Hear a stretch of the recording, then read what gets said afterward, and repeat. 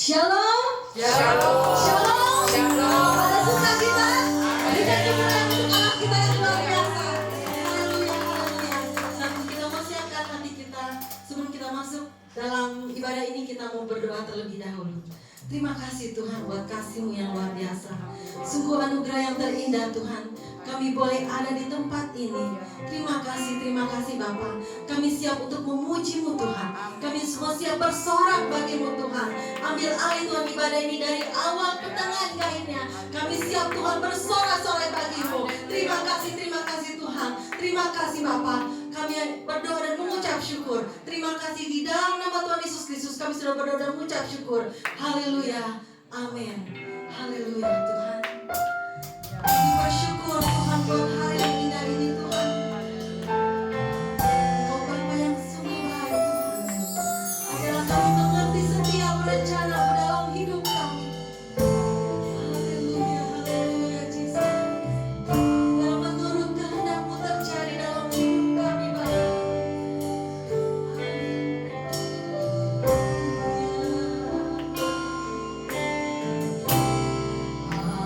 Ajarku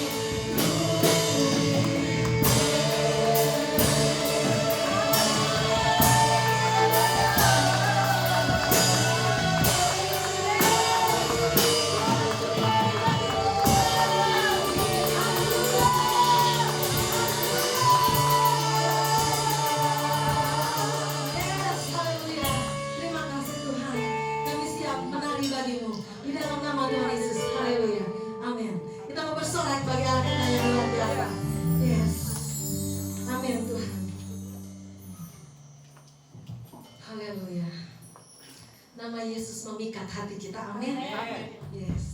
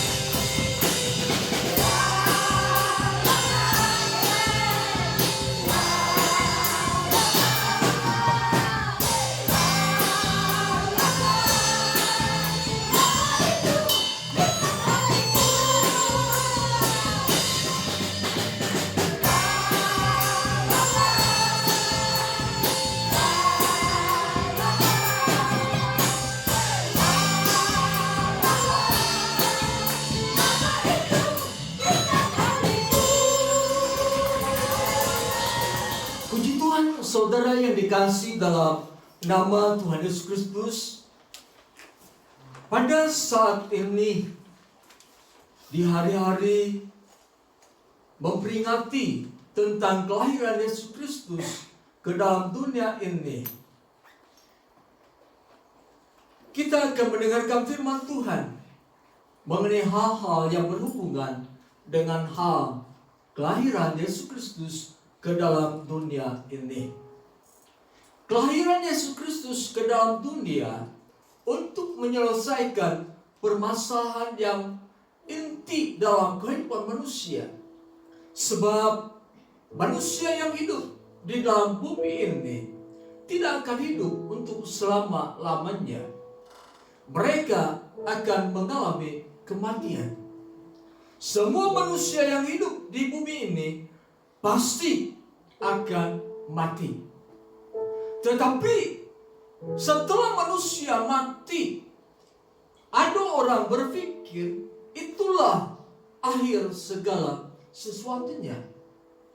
Sehingga mereka tidak segan-segan untuk berbuat yang tidak baik, melakukan hal yang jahat di hadapan Tuhan, melakukan perbuatan-perbuatan yang tidak benar di hadapan Tuhan, bahkan melakukan suatu perbuatan yang keji di hadapan Tuhan. Kehidupan yang seperti itu adalah kehidupan yang harus kita jauhkan. Sebab setiap orang yang mati itu bukan akhir segala sesuatunya. Dia harus mempertanggungjawabkan apa yang dia perbuat selama di dalam dunia ini. Manusia tidak bisa mengerjakan apa yang dinamakan dengan keselamatan. Apapun yang diperbuat manusia, dia tidak bisa menyelamatkan dirinya, dia tidak bisa menyelamatkan orang lain. Hanya satu yang bisa menyelamatkan manusia di dalam dunia ini supaya mereka tidak binasa, yaitu Yesus Kristus Tuhan kita. Mari kita perhatikan Lukas pasal 1 ayat 26 sampai dengan 38. Demikian dikatakan firman Tuhan. Pemberitahuan tentang kelahiran Yesus. Dalam bulan yang ke-6, Allah menyuruh malaikat Gabriel pergi ke sebuah kota di Galilea bernama Nazaret kepada seorang perawan yang bertunangan dengan seorang bernama Yusuf dari keluarga Daud. Nama perawan itu Maria. Ketika malaikat itu masuk ke rumah Maria, ia berkata, "Salam, hai engkau yang dikaruniai, Tuhan menyertai engkau." Maria terkejut mendengar perkataan itu, lalu bertanya di dalam hatinya, apakah arti salam itu? Kata malaikat itu kepadanya, "Jangan takut hai Maria, sebab engkau beroleh kasih karunia di hadapan Allah. Sesungguhnya engkau akan mengandung dan akan melahirkan seorang anak laki-laki, dan hendaklah engkau menamai dia Yesus. Ia akan menjadi besar dan akan disebut anak Allah yang maha tinggi. Dan Tuhan Allah akan mengaruniakan kepadanya tahta Daud bapa leluhurnya. Dan ia akan menjadi raja atas keturunan Yakub sampai selama-lamanya, dan kerajaannya tidak akan berkesudahan." Kata Maria kepada malaikat itu, "Bagaimana hal itu mungkin terjadi? Karena aku belum bersuami." Jawab malaikat itu kepadanya, Roh Kudus akan turun atasmu, dan kuasa Allah yang maha tinggi akan menaungi engkau. Sebab itu, anak yang akan kau lahirkan itu akan disebut Kudus, anak Allah. Dan sesungguhnya Elisabet sanakmu itu, ia pun sedang mengandung seorang anak laki-laki pada hari tuannya. Dan inilah bulan yang ke-6 bagi dia yang disebut mandul itu. Sebab bagi Allah tidak ada yang mustahil. Kata Maria, sesungguhnya aku ini adalah hamba Tuhan. Jadilah padaku menurut perkataanmu itu. Lalu malaikat itu meninggalkan dia. Kita baca bersama-sama ayat yang ke-38. 1, 2, 3. Kata Maria, sesungguhnya aku ini adalah hamba Tuhan. Jadilah padaku menurut perkataanmu itu. Lalu malaikat itu meninggalkan dia. Mari kita berdoa. Segala puji syukur kami panjatkan pada Engkau Tuhan, Allah yang akan selalu mengajari kami dengan kebenaran firman Tuhan. Allah Roh Kudus, urapilah hamba-Mu, urapilah kami semua. Biarlah firman yang akan sampaikan dan yang akan kami dengarkan semua merupakan kehendak Tuhan, berasal daripada Tuhan. Beri kekuatan kesehatan bagi tubuh jasmani kami, sehingga kami dapat memperhatikan firman Tuhan dengan sungguh-sungguh, dan kami menghormati firman yang akan kami dengarkan. Di dalam nama Tuhan Yesus kami berdoa. Haleluya. Amin. Saudari yang kasih dalam nama Yesus Kristus, Maria adalah seorang umat Tuhan. Perkataan atau istilah umat dipakai pertama kali dalam Keluaran pasal 3 ayat yang ke-7. Ketika Tuhan berjumpa dengan Musa, dan Tuhan berkata kepada Musa, Musa, aku sudah mendengar keluh kesah bangsa Israel. Aku sudah mendengar tangisan mereka. Aku sudah mendengar kesengsaraan mereka. Allah memakai kata umat untuk bangsa Israel. Saudara yang kasih dalam nama Yesus Kristus, mengapa Allah menjadikan Israel sebagai umatnya? Tidak ada keistimewaan dalam kehidupan bangsa Israel. Tidak ada hal yang menarik dalam kehidupan bangsa Israel. Mereka merupakan bangsa yang kecil, yang tidak mempunyai kemampuan apapun. Namun Tuhan memilih bangsa Israel karena Allah mengasihi bangsa Israel. Dia berkata, umatku sudah berseru, umatku sudah berteriak tentang kehidupan mereka yang sengsara di negeri Mesir. Allah memakai kata umat untuk bangsa Israel. Ini merupakan kasih karunia Allah bagi bangsa Israel. Mengapa Allah mengatakan Israel sebagai umatnya? Yang pertama, dalam Keluaran pasal 3 ayat yang ke-7, mari kita perhatikan Keluaran pasal 3 ayat yang ke-7. Demikian dikatakan firman Tuhan. Dan Tuhan berfirman, aku telah memperhatikan dengan sungguh-sungguh kesengsaraan umatku di tanah Mesir. Dan aku telah mendengar seruan mereka yang disebabkan oleh pengerah-pengerah mereka. Ya, aku mengetahui penderita mereka.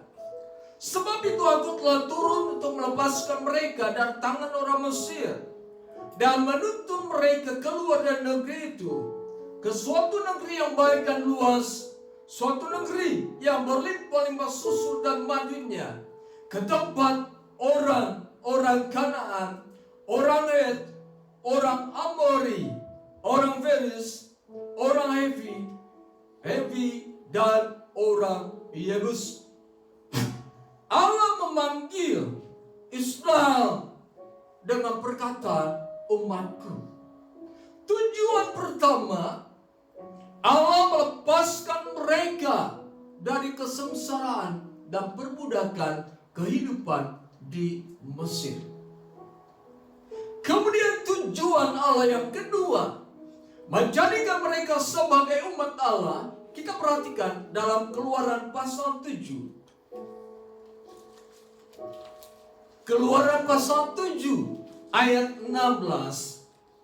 Dan katakanlah kepadanya, Tuhan Allah orang Ibrani telah mengutus aku kepadamu untuk mengatakan, biarkanlah umatku pergi supaya mereka beribadah kepadaku di padang gurun. Meskipun begitu, sampai sekarang engkau tidak mau mendengarkannya. Engkau tidak mau mendengarkan. Yang kedua, supaya bangsa Israel beribadah kepada Tuhan. Ini juga yang menjadi panggilan bagi setiap orang percaya, bahwa Allah ingin melepaskan mereka dari kesengsaraan. Allah ingin melepaskan orang percaya dari segala bentuk kebinasaan. Dan yang berikutnya, supaya orang yang percaya beribadah kepada Tuhan. Kemudian yang ketiga, target atau tujuan Allah mengatakan bahwa bangsa Israel sebagai umat Tuhan. Yeremia pasal 7.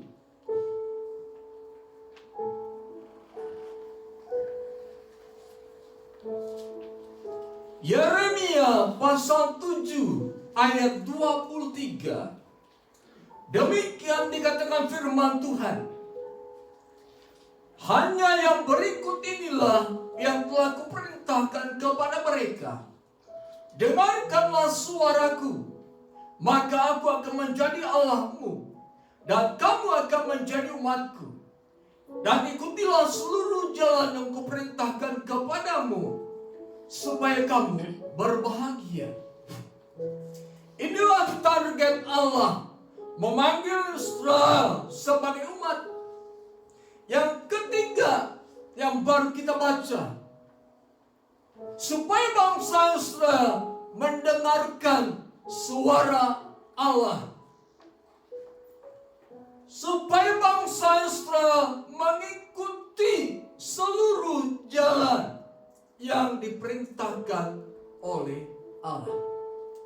Secara keseluruhan, Allah memanggil Israel sebagai umatnya, supaya Israel bisa bebas dari hidup yang dipenuhi dengan kesengsaraan, penderitaan dan tangisan. Supaya mereka datang beribadah kepada Tuhan. Dan supaya mereka mendengarkan suara Tuhan. Dan mereka mengikuti seluruh jalan yang Allah perintahkan kepada mereka. Itulah yang Allah kehendaki. Itulah yang Allah inginkan terjadi dalam kehidupan bangsa Israel. Tetapi ternyata bangsa Israel tidak sesuai dengan harapan Tuhan. Mari kita perhatikan Yeremia pasal 7 ayat 24. Demikian dikatakan dalam kitab Yeremia pasal 7 ayat 24. Tetapi mereka tidak mau mendengarkan dan tidak mau memberi perhatian, melainkan mereka mengikuti rancangan-rancangan dan kedegilan hatinya yang jahat, dan mereka memperlihatkan belakangnya dan bukan mukanya. Dari sejak waktu nenek moyangmu keluar dari tanah Mesir sampai waktu ini, Aku mengutus kepada mereka hamba-hambaku, para nabi, hari demi hari, terus menerus. Tetapi mereka tidak mau mendengarkan kepadaku dan tidak mau memberi perhatian. Bahkan mereka mendengarkan tengkuknya, berbuat lebih jahat daripada nenek moyang mereka. Allah berfirman kepada bangsa Israel lewat seorang nabi yang bernama Yeremia. Yeremia, aku berkata supaya mereka mendengarkan suaraku dan mengikuti jalan-jalanku. Tetapi bangsa Israel tidak mengikutinya. Bangsa Israel tidak mentaatinya. Inilah juga yang terjadi di zaman sekarang. Ini menimpa kehidupan dan terjadi dalam kehidupan orang-orang percaya. Orang-orang percaya yang sudah menerima Yesus sebagai Tuhan dan Juru Selamatnya. Mereka yang sudah dibebaskan dari kehidupan yang akan binasa. Mereka yang sudah menikmati berkat Tuhan. Mereka yang sudah menikmati belas kasihan Tuhan.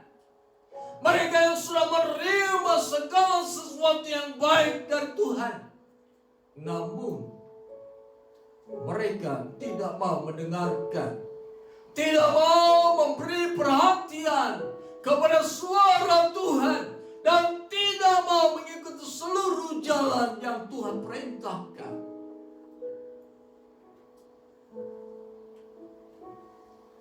Padahal Tuhan melepaskan mereka dari ikatan dosa yang akan membawa mereka kepada kebinasaan.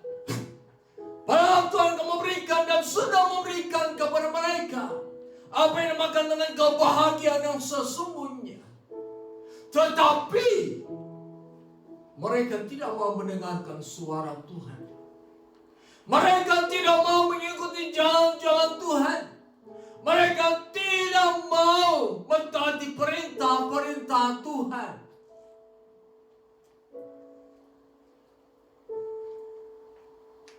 Bangsa Israel pernah dikatakan oleh Nabi Yesaya, mereka bagaikan keledai.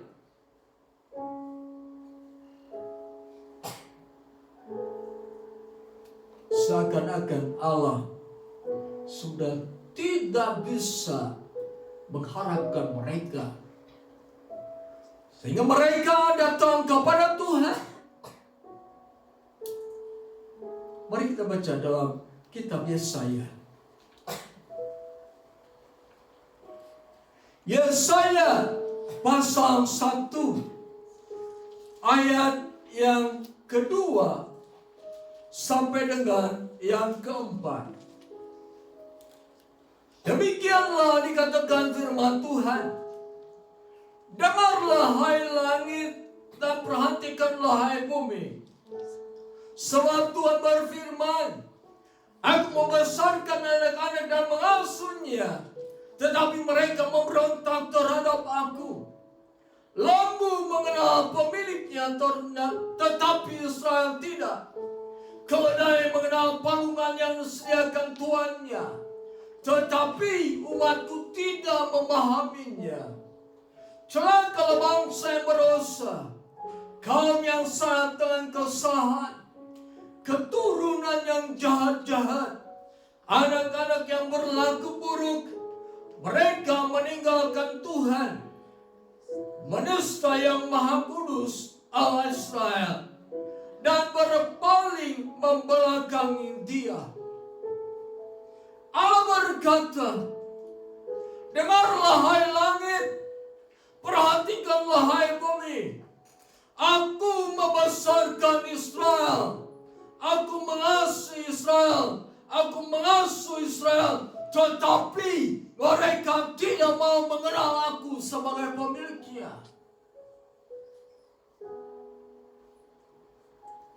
Mereka tidak paham akan aku.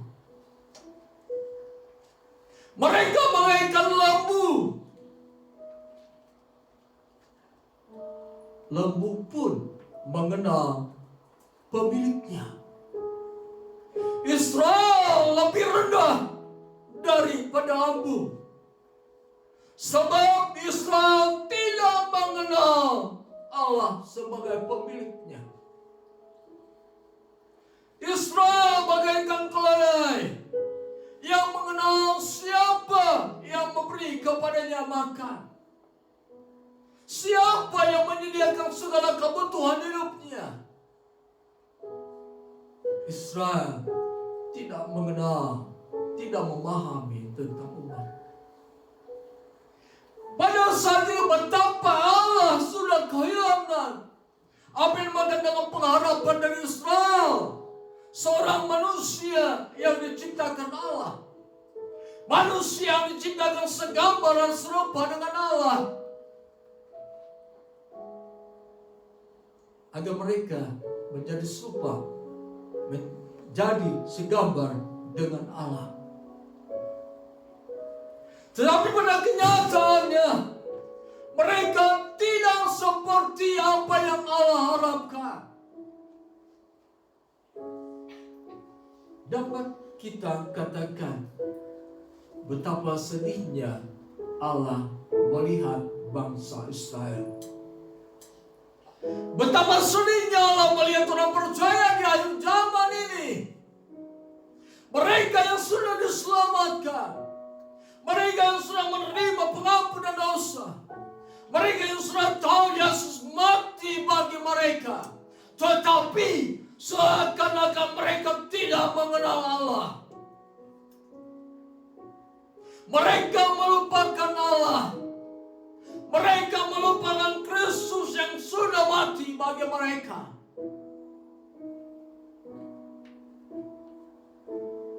Mereka tidak paham akan segala pengorbanan yang sudah Allah berikan kepada mereka.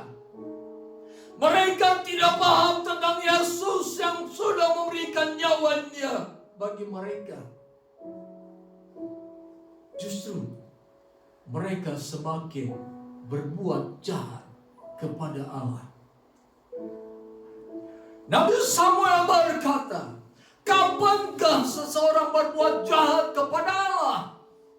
Pada saat manusia, pada saat orang percaya menggantikan kedudukan Allah dengan yang lain, itu adalah kejahatan yang diperbuat oleh orang percaya. Pada saat Allah berfirman, datanglah kepadaku, namun mereka tidak datang kepada Allah, itu adalah kejahatan. Pada saat orang percaya harus berbuat baik, namun tidak berbuat baik, itu adalah kejahatan.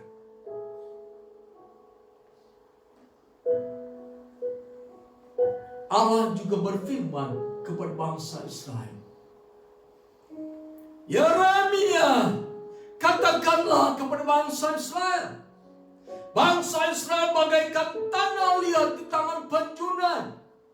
Penjunan ingin membentuk mereka menjadi bejana yang indah, tetapi tanah liat itu tidak mau mengikuti apa yang sudah penjunan lakukan. Saudara, beberapa waktu yang lalu kami pernah diajak ke sebuah tempat yang memproduksi tembikar, tembejana, dan yang lain-lain. Mereka sudah memiliki gambaran apa yang akan mereka perbuat. ketika mereka melakukan proses pembuatan seperti apa yang mereka bayangkan. Mereka menggunakan tangannya untuk membuat bejana. Tetapi pada saat itu juga tangan sudah berbuat dengan baik dan benar. Tetapi tanah liat itu tidak mengikuti apa yang dilakukan proses oleh pencunan tersebut. Jadi dengan demikian Allah berkata, Yeremia, aku sudah berbuat kepada bangsa Israel perbuatan-perbuatan yang baik, perbuatan-perbuatan yang membahagiakan mereka. Tetapi mereka bagaikan tanah liat yang tidak mau mendengar aku, tidak mau mengikuti jalan-jalanku. Mereka cari jalan sendiri. Mereka mau berbuat menurut pemikiran mereka sendiri. Katakan kepada bangsa Israel, aku berkuasa atas kehidupan kalian. Aku berkuasa untuk menanam. Aku berkuasa untuk merobohkan mereka. Aku berkuasa untuk membangun kehidupan mereka. Tetapi aku pun berkuasa menghancurkan kehidupan mereka.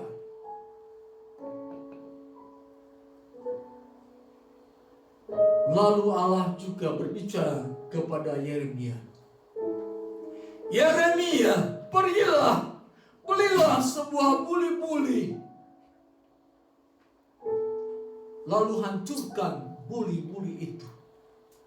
Buang buli-buli itu kan tidak berguna.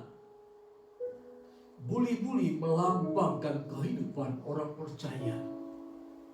Melambangkan kehidupan orang yang beriman. Tetapi mengeraskan hati dan tidak berguna bagi Allah. Allah berkata kepada Yeremia, pecahkan buli-buli itu. Buang buli-buli itu karena tidak berguna bagiku. Saudara yang dikasihi dalam nama Yesus Kristus, kehidupan seorang umat yang mengatakan dirinya sebagai umat Allah harus menyadari bahwa kehidupannya ada di tangan Tuhan. Dia tidak berkuasa atas kehidupannya. Allah berkuasa atas kehidupan orang percaya. Allah berkuasa mengangkat mereka. Allah berkuasa meninggikan mereka. Tetapi Allah juga berkuasa untuk menurunkan mereka. Allah berkuasa untuk menghancurkan mereka. Hati-hati dengan sikap hidup sehari-hari. Sebab Allah memperhatikan kehidupan kita. Dimanapun kita berada, di sana Dia hadir.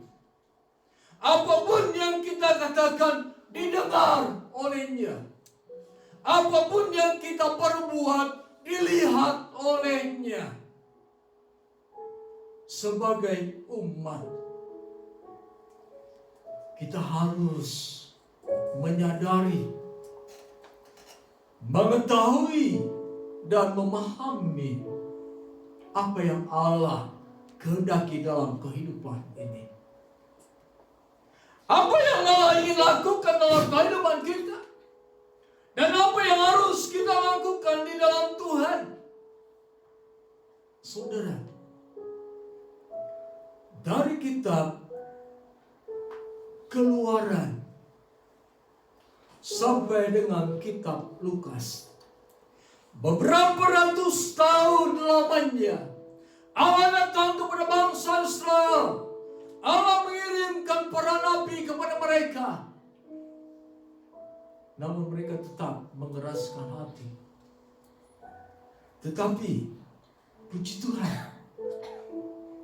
ada sosok Maria, sosok umat yang mencintai Tuhan.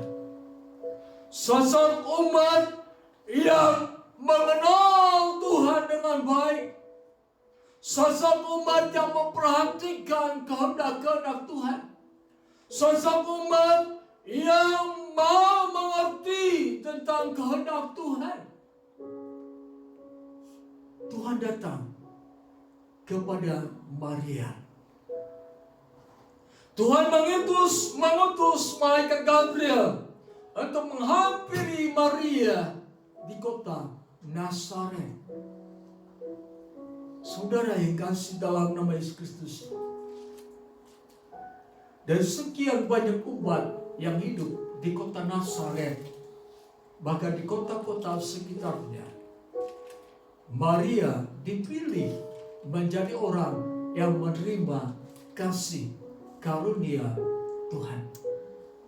Dengan kata lain, banyak umat yang hidup tidak sesuai dengan firman Tuhan.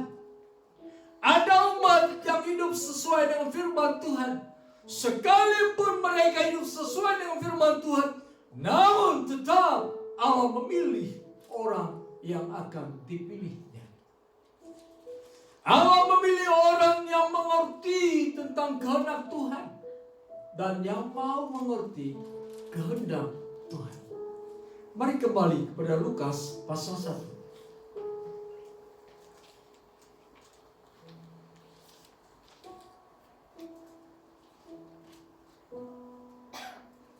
Demikian dikatakan firman Tuhan. Dalam bulan yang ke-6, Allah menyuruh malaikat Gabriel pergi ke sebuah kota di Galilea bernama Nazaret, kepada seorang perawan yang bertunangan dengan seorang bernama Yusuf dari keluarga Daud. Nama perawan itu Maria. Ketika malaikat itu masuk ke rumah Maria, ia berkata, "Salam, hai engkau yang dikaruniai, Tuhan menyertai engkau." Maria terkejut mendengar perkataan itu, lalu bertanya di dalam hatinya, apakah arti salam itu? Kata malaikat itu kepadanya, "Jangan takut hai Maria, sebab engkau beroleh kasih karunia di hadapan Allah." Inilah satu bentuk kenyataan bahwa Allah memperhatikan orang-orang benar. Inilah satu kenyataan bahwa mata Allah menjelajah ke seluruh bumi untuk melihat orang-orang yang percaya. Untuk melihat mereka orang-orang yang berharap kepada Tuhan. Maria salah satu orang yang menarik perhatian Tuhan. Karena Maria hidup sesuai dengan firman Tuhan. Dengar-dengaran kepada Tuhan. Memperhatikan jalan-jalan Tuhan. Mengikuti perintah-perintah Tuhan. Maka Maria adalah orang yang dipilih untuk menerima kasih karunia Tuhan. Inilah juga yang harus menjadi bagian dalam kehidupan kita. Untuk menerima kasih karunia Tuhan. Untuk memperoleh belas kasihan Tuhan. Untuk memperoleh kasih karunia Tuhan. Kita harus hidup berkenan kepadanya. Kita harus hidup menyenangkan hati Allah. Menyukakan hati Allah. Hidup sesuai dengan apa yang Tuhan mau untuk kita lakukan. Dengan kata lain, Paulus berkata, "Aku bukannya aku lagi, melainkan Kristus yang hidup di dalam aku." Artinya, aku tidak membawa diriku sesuai dengan keinginanku. Aku tidak membawa diriku sesuai dengan apa yang kuinginkan, tetapi berdasarkan apa yang Tuhan inginkan. Itulah kehidupan seorang umat yang sesungguhnya. Maria adalah seorang umat yang sejati. Sejati artinya sebenarnya. Kehidupan yang sesuai dengan apa yang Tuhan mau. Sejati artinya murni. Hanya Allah dan firman-Nya yang menjadi bagian dalam kehidupannya. Sejati artinya asli. Tidak mudah berubah dalam kehidupannya. Tidak seperti bunglon. Orang mengajar ke sana pergi. Orang mengajar begini ikut. Tidak mempunyai pendirian di dalam Tuhan. Maria, seorang umat yang sejati di hadapan Tuhan. Dan Allah mengirim malaikat Gabriel kepada Maria untuk menyampaikan bahwa Maria mendapat kasih karunia Tuhan. Saudara yang kasih dalam nama Yesus Kristus, Maria tidak hanya sebagai umat Tuhan yang sejati, dia pun memiliki mental sebagai hamba Tuhan. Artinya tidak cukup seseorang menjadi umat yang sejati di hadapan Tuhan, tetapi harus memiliki mental sebagai umat yang berhati hamba di hadapan Tuhan. Mental bersangkutan dengan batinia seseorang, dengan watak yang bukan bersifat badan atau tenaga. Jadi dengan kata lain, Maria adalah sosok wanita yang membangun manusia batiniannya di hadapan Tuhan. Manusia yang mempercantik manusia batiniannya di hadapan Tuhan. Manusia yang mengutamakan manusia batiniannya di hadapan Tuhan. Itulah yang dikatakan umat Tuhan yang sejati dan memiliki mental seorang hamba Tuhan. Berhati hamba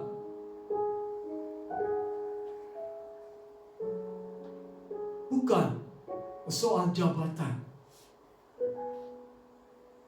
Seseorang dikatakan sebagai hamba Tuhan seperti yang dikatakan Maria, bukan berbicara mengenai posisi seorang sebagai seorang pendeta, sebagai seorang penginjil, sebagai seorang pemberita Injil.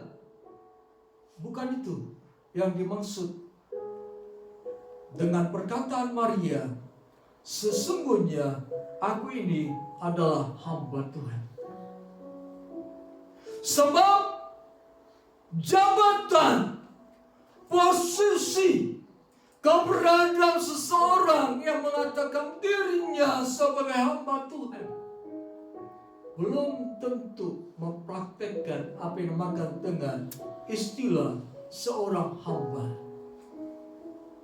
Bukankah Yesus pernah berkata, pada hari-hari terakhir ada orang dan banyak orang berseru-seru kepadaku, Tuhan, aku melakukan mujizat demi nama-Mu. Aku mengusir setan demi nama-Mu. Aku bernubuat demi nama-Mu. Tetapi Tuhan berkata kepada mereka, nyahlah engkau, aku tidak mengenal engkau.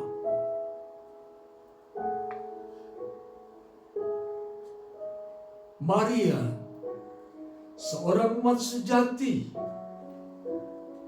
yang berhati hamba Tuhan. Hamba berasal dari bahasa lain, yaitu Efet. Efet artinya budak, hamba, atau pelayan. Jadi ketika Maria berkata, sesungguhnya aku ini adalah hamba Tuhan. Sesungguhnya aku bekerja untuk keperluan Tuhan. Sesungguhnya aku melaksanakan kehendak Tuhan. Itulah yang dikatakan sebagai hamba Tuhan. Hamba menyatakan kerendahan diri seseorang di hadapan Allah. Maria mungkin sosok wanita yang bangga dengan keadaannya.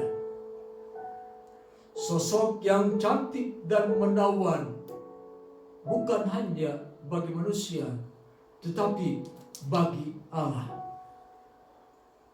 Namun terhadap apa yang Allah rencanakan, bahwa Maria akan mengandung dan melahirkan seorang anak, dan hendaklah anak itu dinama Yesus.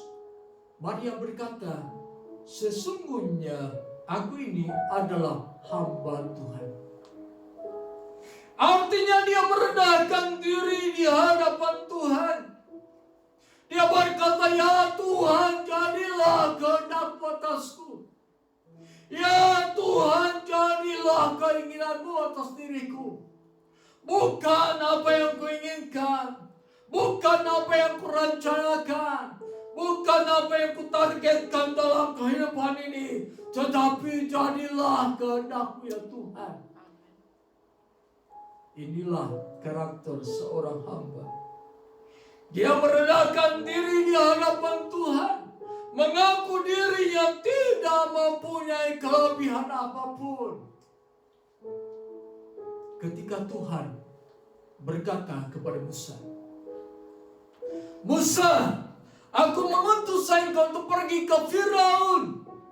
Katakan kepada Firaun supaya mereka melepaskan bangsa Israel. Musa berkata, Tuhan, siapakah aku ini? Aku tidak pandai berbicara. Itulah sikap Musa yang merendahkan dirinya di hadapan Tuhan. Efet berarti budak, hamba atau pelayan. Yang ketiga, arti efet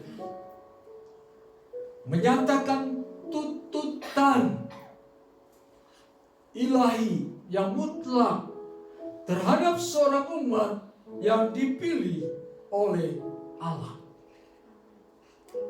Jadi ketika seseorang berkata, aku adalah hamba Tuhan, maka di dalam kehidupannya ada tuntutan Allah yang harus dia kerjakan. Dengan kata lain, apapun yang Allah katakan, dia harus mengerjakannya. Itulah efek. Maria berkata dalam Lukas pasal 1 ayat 38, sesungguhnya aku ini adalah hamba Tuhan. Jadilah padaku menurut perkataanmu itu. Lalu malaikat itu meninggalkan dia. Saudara yang dikasihi dalam nama Yesus Kristus, Allah akan mengatakan rencananya. Allah akan menyatakan apa yang Dia inginkan. Dan setiap umat bisa mendengar. Tetapi umat yang bagaimana yang akan mendengar suara Allah? Umat yang bagaimana yang akan menerima kasih karunia Allah? Mereka umat yang sejati, umat yang benar di hadapan Allah, umat yang murni di hadapan Allah, asli di hadapan Allah, umat yang memiliki pendirian yang kokoh, umat yang memiliki satu pemikiran bahwa saya harus hidup sesuai dengan kehendak Allah, kepadanya lah kasih karunia Allah akan diberikan. Kepadanya lah dia akan terus mendapat kasih karunia Tuhan di dalam dunia ini. Bila kita bayangkan kehidupan kita di masa-masa yang akan datang,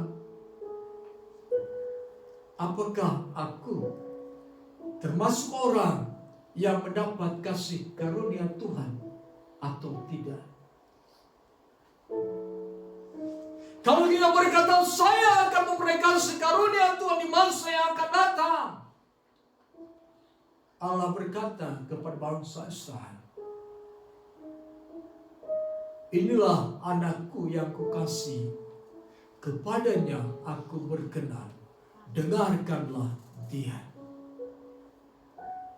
Allah berbicara kepada bangsa Israel, ini adalah Yesus, ini adalah anakku, kepadanya aku berkenan, dengarkanlah dia. Seakan-akan Allah ingin berkata, hai orang percaya, hanya mendengarkan Allah saja, hanya mendengarkan Yesus saja, itulah kehidupan yang berkenan di hadapan Allah. Itulah yang kehidupan yang akan mendatangkan kasih karunia di dalam kehidupanmu. Dengarkanlah dia. Dengarkanlah Yesus. Dia yang berfirman kepada kita. Ketika kita mendengar apa Yesus katakan, ketika kita mendengar apa Yesus rencanakan dalam kehidupan kita, di sanalah letak kasih karunia Tuhan akan terjadi dalam kehidupan kita. Maria tidak akan mendapatkan kasih karunia Tuhan jika dia tidak berkata, sesungguhnya aku ini adalah hamba Tuhan, jadilah padaku menurut perkataanmu.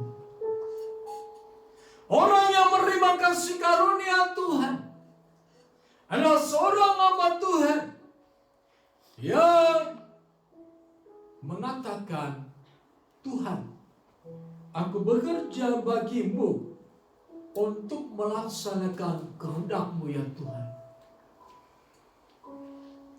Orang yang berkata, aku ini merendahkan diri di hadapan-Mu ya Tuhan. Tidak ada sesuatu yang istimewa di hadapanku. Tidak ada yang dapat kubanggakan dalam kehidupan ini. Aku merendahkan diri di hadapan Tuhan. Orang yang akan mendapatkan kasih karunia Tuhan adalah orang yang menyadari, aku ini dinyatakan sebagai hamba Tuhan. Penulis kitab Ibrani juga berkata, dengarkanlah suara Tuhan. Dengar-dengaran kepada Tuhan. Saudara yang dikasihi dalam nama Yesus Kristus, supaya rencana Allah terjadi dalam kehidupan kita, seperti rencana Allah terjadi dalam kehidupan Maria, jadilah umat Tuhan yang sejati. Jadilah umat Tuhan yang benar, melakukan firman Tuhan. Milikilah mental, keinginan terus membangun manusia rohani, manusia batinnya, sehingga pada saat Tuhan berfirman, kita berkata, sesungguhnya aku inilah hamba Tuhan, jadilah padaku menurut perkataanmu. Mari saudara yang kasih dalam nama Yesus Kristus, apa yang terjadi dalam kehidupan Maria, biar itu juga menjadi bagian dalam kehidupan kita. Kita berkata, Tuhan, sesungguhnya aku inilah adalah hamba-Mu. Jadilah padaku menurut perkataan-Mu. Maka segala sesuatu yang Allah rencanakan dalam kehidupan kita pasti akan terjadi. Tidak ada jalan lain untuk mengalami kasih karunia Tuhan. Tidak ada cara lain untuk mendapatkan kasih karunia Tuhan. Tidak ada jalan atau cara lain supaya rencana Allah terjadi dalam kehidupan kita. Hanya satu yang Tuhan inginkan, menjadi umat yang sejati, yang berhati hamba di hadapan Tuhan. Mari kejar, terus cari, berupaya membangun manusia rohani kita, supaya kita menjadi umat sejati yang berhati hamba Tuhan. Sekian firman Tuhan. Saya akan sidang jemaat bagi berdiri.